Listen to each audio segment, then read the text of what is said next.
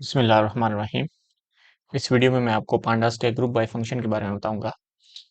इस वीडियो का जो मटेरियल है, ये जो लेसन है, ये आपको पाइथन सीखो डॉट रीड द डॉक्स में पांडास के चैप्टर में 6 चैप्टर है, यहाँ पे आपको अवेलेबल है। और इसका जो लिंक है ये मैं आपको वीडियो के डिस्क्रिप्शन में डाल दूंगा, वहां से भी इसको ओपन कर सकते हैं। उसके अलावा अगर आप इसको खुद से प्रैक्टिस करना चाहते हैं तो आप यहाँ पे नीचे आके पाइथन नोटबुक डाउनलोड करें और इसको आप कोलैब के ऊपर रन कर सकते हैं। ग्रुप बाय फंक्शन जो है वो पांडास में एक बहुत ही यूजफुल किस्म का फंक्शन है। बेसिकली ये पांडास के डाटा फ्रेम्स के लिए है। डाटा फ्रेम से मतलब ये कि जो हमने पहले देख लिया कि डाटा फ्रेम्स ऐसे डाटा स्ट्रक्चर है पांडास में कि जिसमें मल्टीपल कॉलम्स हैं।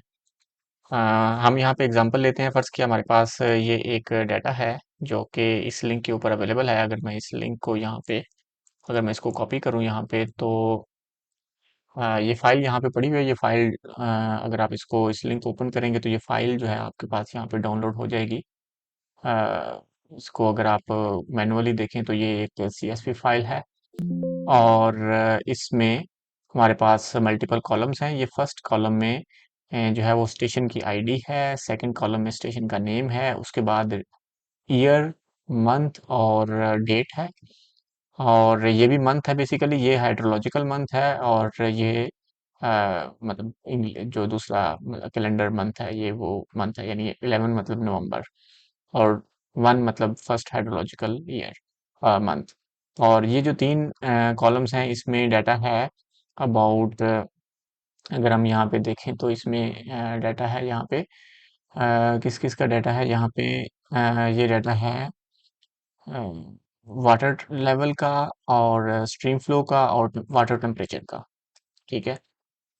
तो अब यहाँ पे अगर हम इस फाइल को भी देखें तो यहाँ पे स्टार्ट में आप देखें कि एक स्टेशन, ये मतलब स्टेशन आईडी जो है वो कांस्टेंट है। तो यानी पहली चंद रोज में एक स्टेशन का डाटा है यहाँ तक आप देखें।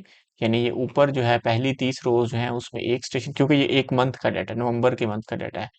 तो पहली 30 रोज में एक स्टेशन का डाटा है, अगली 30 रोज में फिर दूसरे स्टेशन का डाटा है अप्रैल 60। ठीक है। और उसके बाद फिर अगले स्टेशन का डाटा है। इस तरह से ये मसलन इसमें मुख्तलिफ स्टेशन का डाटा है, पोलैंड के मुख्तलिफ स्टेशन का।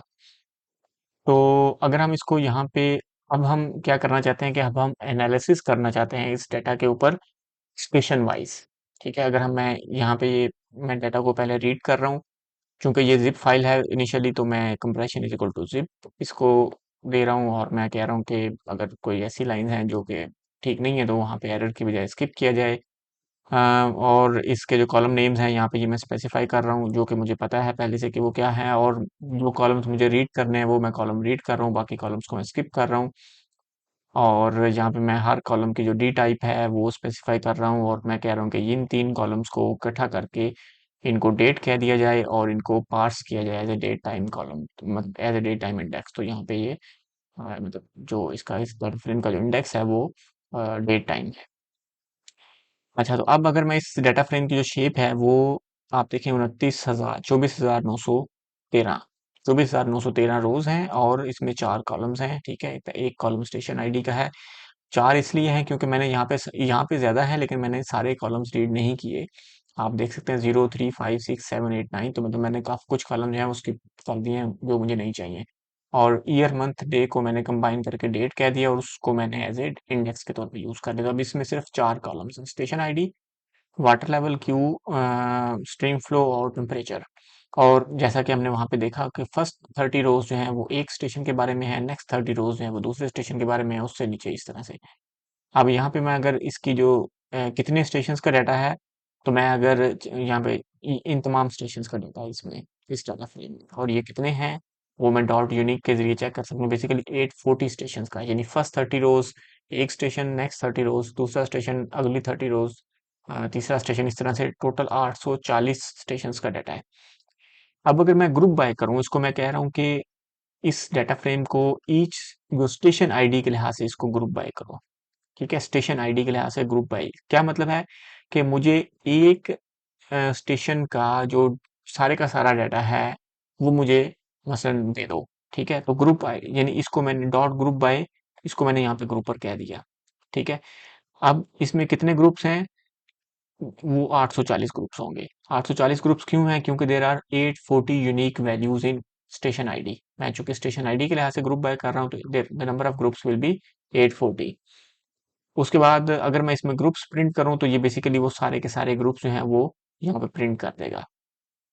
बेसिकली ये एक डिक्शनरी है, ठीक है, ठीक है, आप देख सकते हैं कि ये डिक्शनरी है। उस डिक्शनरी की जो कीज हैं वो इन स्टेशन की जो आईडीज हैं, ठीक है, ये देखेंगे पहला स्टेशन जो था वो क्या था, 0020। तो यहाँ पे भी आई थिंक ये उस तरह से अरेंज नहीं है, लेकिन ये एक बार जो कीज हैं वो स्टेशन की आईडीज हैं, और जो उसकी जो वैल्यूज हैं वो ग्रुप है। और अगर मैं ग्रुप पर डॉट गेट ग्रुप किसी एक ग्रुप को हासिल करना चाहूँ, इसलिए मैं कह रहा हूँ कि ये जो फर्स्ट जो यहाँ पे 0020 जो फर्स्ट वो था, आई थिंक यहाँ पे 0020, तो 0020 के मुतालिक जो मुझे ग्रुप है जो डाटा है वो दिया जाए, तो 0020 के मुतालिक बेसिकली ये सारा डाटा होगा। ठीक है, तो अब इसने मुझे, यानी ये जो मैंने यहाँ पे हाईलाइट किया हुआ है, ये इसने मुझे एज ए डाटा फ्रेम यहाँ पे प्रिंट करके दे दिया। आप देखें इसकी 30 रोज हैं और 40 का ओरिजिनल डाटा फ्रेम जो था उसमें 840 रोज और 4 कॉलम्स थे, लेकिन the group which belong to this station, तो और the data belonging to this station, उसमें 30 रोज हैं और 4 कॉलम्स हैं। और इसकी जो टाइप है बेसिकली वो पांडास की डाटा फ्रेम है, यहाँ पे प्रिंट नहीं हो रही, लेकिन मतलब बेसिकली ये डाटा फ्रेम पांडास का डाटा फ्रेम है। यानी ये जो जब हम ग्रुप करेंगे तो वो जो रिटर्न करेगा वो that will be a data frame.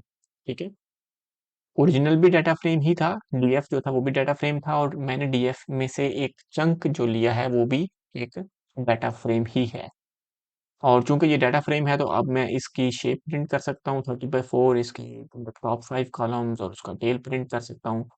अच्छा, यहाँ पे तो मैंने ग्रुपर का मतलब इस तरह से हम ग्रुपर के उसको मतलब ग्रुप करके उससे इंडिविजुअल हम ग्रुप्स जो हैं वो हम हासिल कर सकते हैं गेट ग्रुप करके।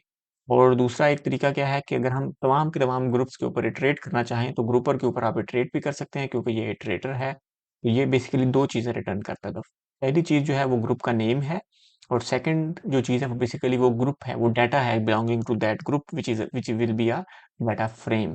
ठीक है, तो अब यानी मैं यहाँ ब्रेक स्टेटमेंट है, क्योंकि मतलब ये बेसिकली ये फॉर लूप जो है ये 840 टाइम्स रन होगा, इसमें इटरेशन है। तो ये पहली इटरेशन में मतलब जो ग्रुप है ग्रुप आईडी ये है, और जो ग्रुप है जो नेम है वो ये है, और जो एक्चुअल ग्रुप है उसकी जो डाटा फ्रेम है उसकी शेप 30/4। ठीक है, और अगर मैं पहली 5 ग्रुप्स को ऊपर इटरेट करूँ और आप देखें कि हर एक दफ़ा जो उसकी जो नेम है बेसिकली वो जो ग्रुप जो स्टेशन नेम है जो स्टेशन आईडी था वो, और corresponding data every time it is 30/4 30/4। अब इसका फायदा क्या है, यानी और यहाँ पे देखें कि अगर हम इसको ब्रेक स्टेटमेंट ना लगाएं, ये फॉर लूप कंप्लीट रन होगा, तो ये कितनी दफा रन होगा? 840 टाइम्स। एट चूंकि आई डी एक्स की इनिशियल वैल्यू 0 होगी तो 839 होगा।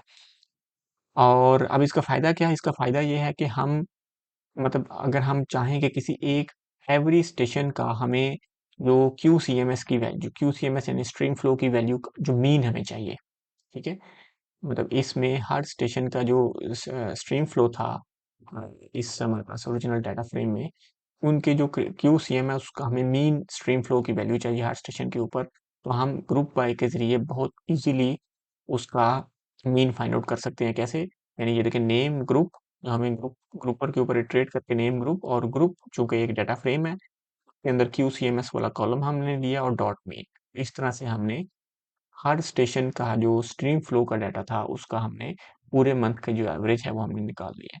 ठीक है, और अगर हम लेट से टेम्परेचर की मीन और मिनिमम और मैक्सिमम वैल्यू प्रिंट करना चाहे तो वो भी हम इस तरह से इटरेट करके, वो जो ग्रुप है ग्रुप बेसिकली एक डाटा फ्रेम है, और उस डाटा फ्रेम में इस कॉलम का हम मीन, इस कॉलम का मिन और इस कॉलम का मैक्स जो है वो यहाँ पे प्रिंट कर रहे हैं। ठीक है, अब यहाँ पे आप देखें कि ये वैल्यू जो है वो 99.89 99.9 बेसिकली ये मिसिंग वैल्यूज हैं। और चूंकि ये मिसिंग वैल्यूज हैं तो हम इसको यानी एन ए एन के साथ रिप्लेस कर सकते हैं। और अगर हम एन ए एन के साथ इसको रिप्लेस करने के बाद दोबारा इस लूप को रन करें तो आप देखें कि हमें यानी इन स्टेशंस का जो टेम्परेचर, यानी मीन टेम्परेचर, मिनिमम टेम्परेचर और मैक्सिमम टेम्परेचर जो है वो यहाँ पे वो हमें प्रिंट हो रहा है। इस तरह से हम अपने जो अगर अब आपके पास एक डाटा है, डाटा फ्रेम में मुख्तलिफ स्टेशंस का डाटा है, यानी जो ग्रुप डाटा है जो नेचुरली ग्रुप हो सकता है, तो किसी एक कॉलम को आप उसमें वो जो ग्रुपर है उसको आप मतलब बताएंगे df डॉट ग्रुप बाय कि बस किस कॉलम के लिहाज से ग्रुप करना है। हम मतलब उस लिहाज से आप ग्रुप करके और फिर उसके आप स्टेटिस्टिक्स या उसके ऊपर डिफरेंट ऑपरेशन आप अप्लाई कर सकते हैं। तो उम्मीद है आपको इसमें पांडास का जो ग्रुप बाय फंक्शन है जो कि बहुत ही पावरफुल फंक्शन है डाटा को एनालाइज करने के लिए, आपको उसकी समझ आई होगी और आप इसको खुद भी प्रैक्टिस करें। मैं इसका जो लिंक है वो वीडियो के डिस्क्रिप्शन में डाल दूंगा। आप वहाँ पे इसको खुद प्रैक्टिस करें, अपने जो अपना पर्सनल आपको कोई डाटा है आपको पता है तो आप उस डाटा के ऊपर इसको प्रैक्टिस करें ताकि आपको उसकी मज़ीद समझ आए। मुझे इजाज़त दीजिए। अल्लाह हाफिज़।